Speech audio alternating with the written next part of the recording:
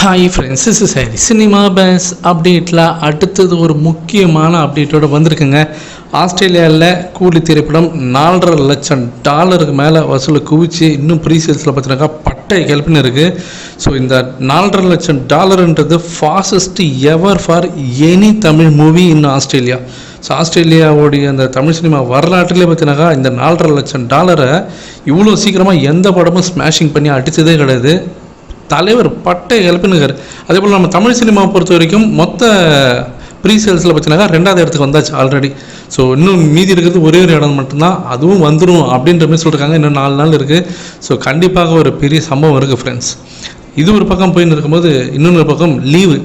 இது வந்து சம்பிரதாயமாகவே மாற்றிட்டாங்க. தலைவர் படனாலே அது லீவ் விட்டுணும் அப்படின்ற மாதிரி தான் ஏகப்பட்ட கம்பெனிஸ். நம்ம ஏற்கனவே நேற்று பேசியிருந்த ஒரு கம்பெனி லீவ் விட்டுருந்தாங்க, நேற்று நைட்டு ஒரு கம்பெனி அறிவிச்சிருந்தாங்க.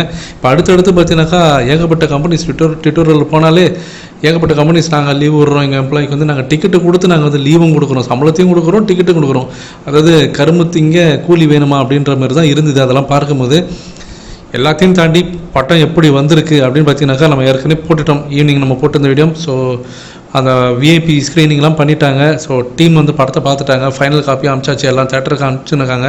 இன்னொரு பக்கம் டீமு அந்த சன் பிக்சர்ஸ் அவங்க எல்லாருமே பார்த்தீங்கன்னாக்கா படத்தை பார்த்தாச்சு, ஃபைனல் காப்பியை பார்த்து தலைவரும் பார்த்துட்டு இருக்காரு. ஸோ வேறு லெவலில் எல்லாருமே ஹாப்பியாக இருக்கிறாங்க.